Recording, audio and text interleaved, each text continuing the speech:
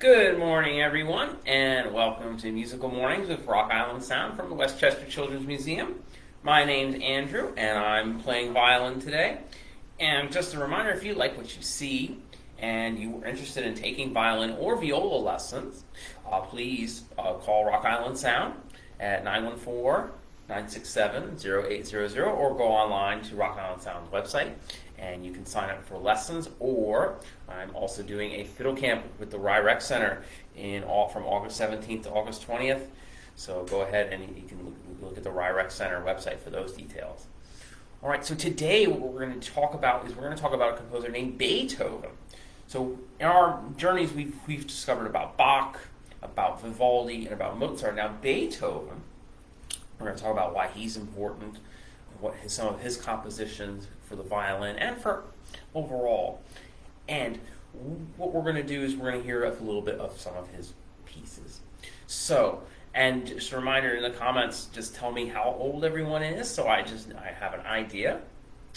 All right. So first, I'm going to play a little bit of an excerpt from Beethoven, and probably you've heard this piece before. If you have, let me know in the comments what it is, and we'll see if we can figure it out. All right. So here we go.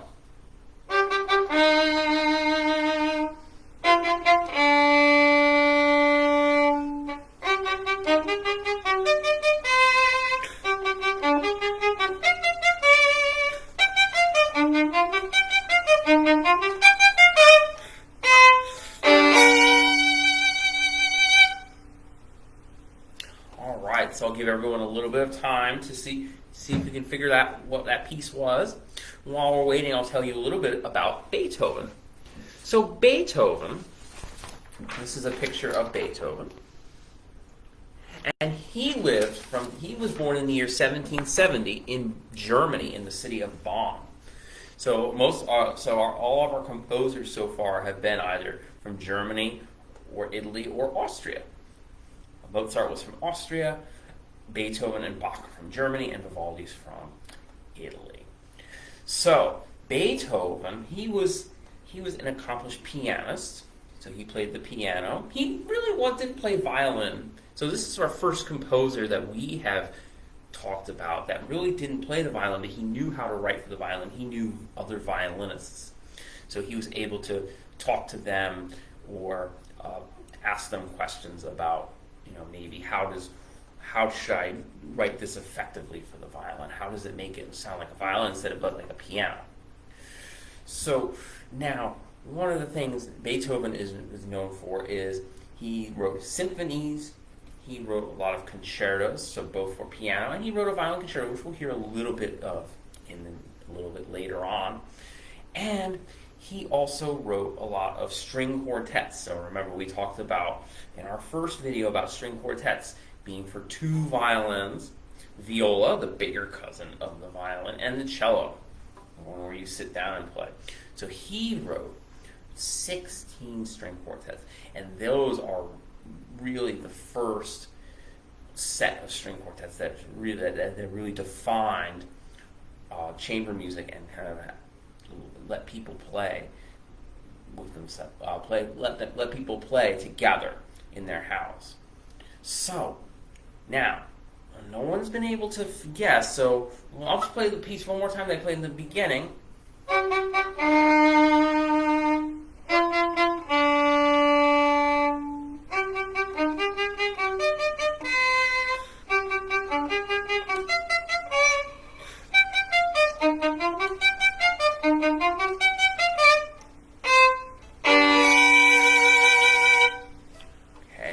So that was a little bit from Beethoven's Fifth Symphony. And a lot of this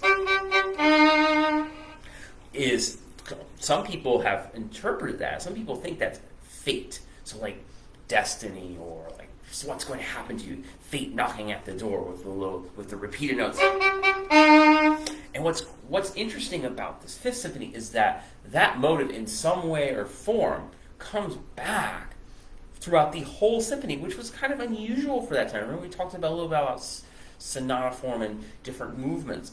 And usually movements were independent of each other and grouped together in a symphony or a concerto or a quartet. But Beethoven took this motive and put it in the other movements of the piece. The second movement is very lovely, slow movement, but in the background there's that repeated motion. In the background. Then the third movement is kind of a scherzo, but the movement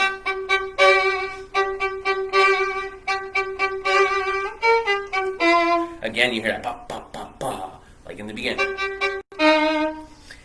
And then in the last movement is a triumphant march.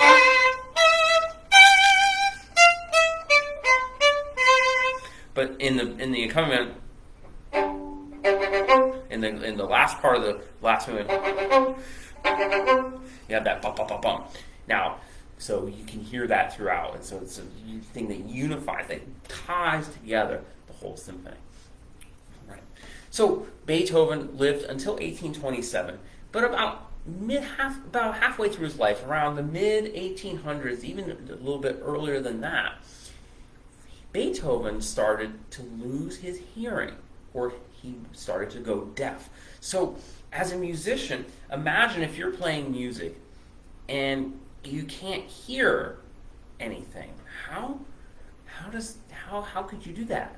How could you play or write music without being able to hear? Now, Beethoven, since he had his hearing earlier in his life, so he at least had the sounds in his mind. So he heard these sounds earlier in life, and then when he lost his hearing, he could still hear it inside. He just couldn't hear outside. He couldn't hear you and me talking or an orchestra playing. So it's amazing that Beethoven was able to persevere through something that was really could really affect his art and his music, and he was able to overcome that. Now he had to stop performing because that was just too much, but he didn't stop composing. And a lot of his compositions were composed while he was going deaf, and then after he became completely deaf. And one of the pieces that he composed when he was completely deaf was his Ninth Symphony. And his Ninth Symphony, the last movement, has a famous tune, which you've all heard before, and I'm going to play it for you.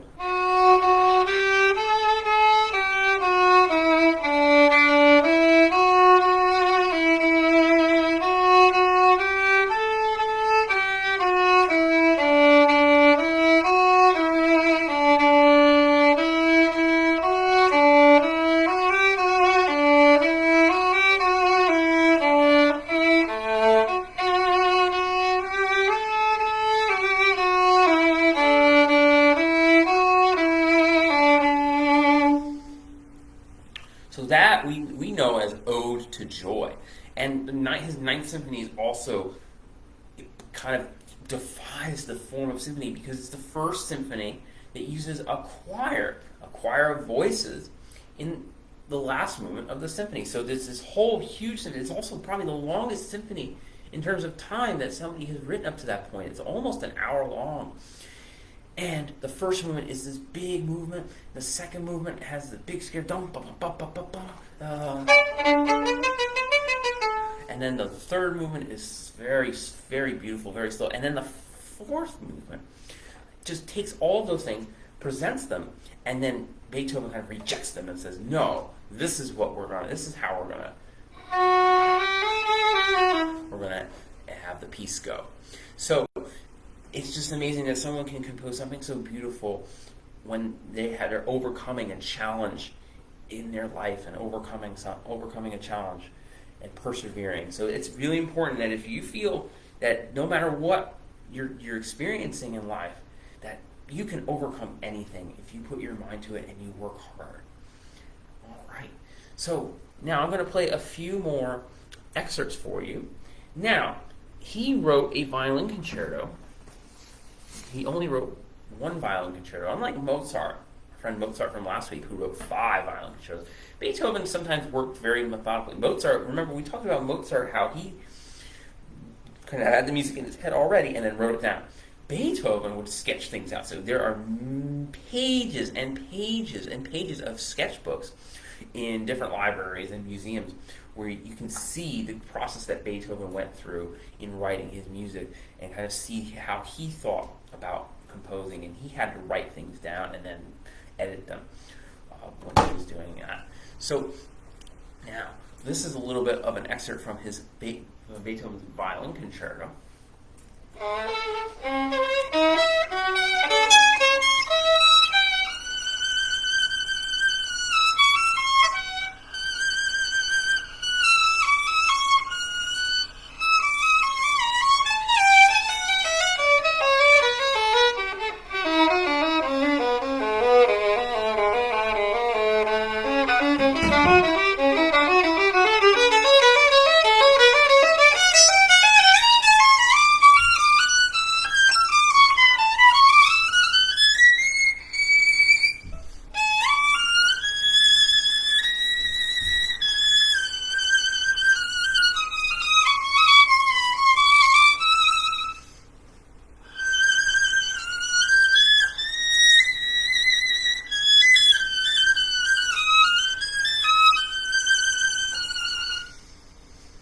So, if you remember our Mozart violin concerto from last week, you notice that the violin was kind of in its middle range for the...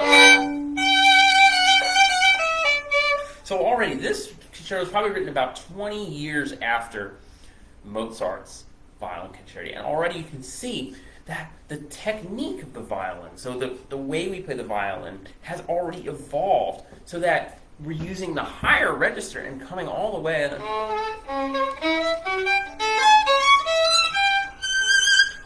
up there. So I'm going to put some rosin on my bow while I'm talking. So, so we talk about techniques. So violinists were exploring different ways to play the violin, different maybe higher positions or advanced bowing techniques with double tops. So Beethoven took advantage of these new techniques and incorporated them in his music. So all these high registers. So this high D up here is very, very high register for. So in violin playing in orchestras in that time, maybe he has some third position, maybe up to this D here. So we're getting all this part of the fingerboard now in music. So that was a little bit of an excerpt from his violin concerto. And now before we go, I want to play a little bit more of an extended excerpt from his Spring Sonata. So we talked about Vivaldi a few weeks ago and tone painting. Now, Beethoven wrote a lot of music just for music's sake, so art for art's sake. There was a piece that he did write called the Pastoral Symphony, his sixth symphony, and he actually gave each of the movements titles, just like kind of Vivaldi wrote his poem for each of his four-season concertos. Beethoven wrote a title for each of the movements. So the first movement is Gentle Awakenings of Coming into the Country. So imagine you're going out into the forest or going out into a meadow for the first time. And how would that make you feel, breathing in the fresh air, seeing the trees and the blue sky and the birds? Beethoven...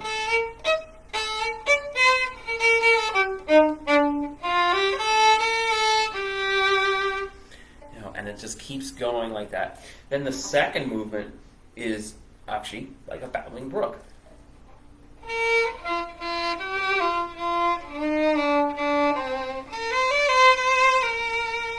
And then in the end of that movement, he actually imitates bird calls with a flute, an oboe, and a clarinet, a nightingale, and then a quail, and then a cuckoo. Which I think we heard a little bit of the cuckoo in Vivaldi too. So bird calls are very prevalent in music. Composers use that a lot because birds are very musical. Their songs are very beautiful. And then there's a thunderstorm movement with lots of rain. And then the last movement is kind of a thanks storm for passing, giving us rain, and then just a general thanksgiving. So he used program music in that instance. Now, this piece, the Spring Sonata, he didn't name it the Spring Sonata. Somebody else afterwards named it because it reminded them of spring. So I'm going to play a little bit for you and want you to see if it reminds you of spring. And try to think back to Vivaldi's Spring. I'll play a little bit of it.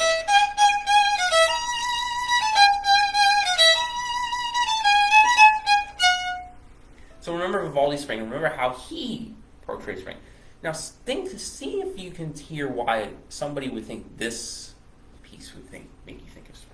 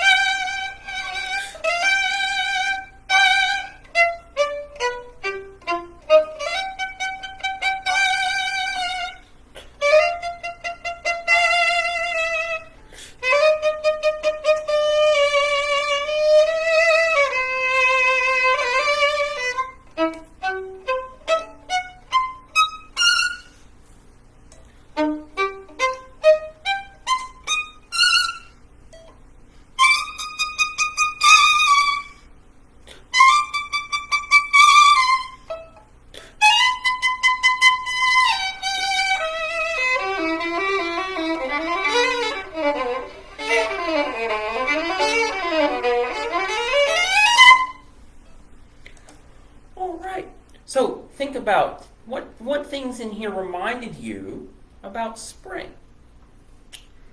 You know, one thing that I can kind of see why someone would name this spring song is right in the very beginning, kind of just the way the music flows. It kind of sounds like a little stream as it wakes up from winter, with those 16th notes that are going down.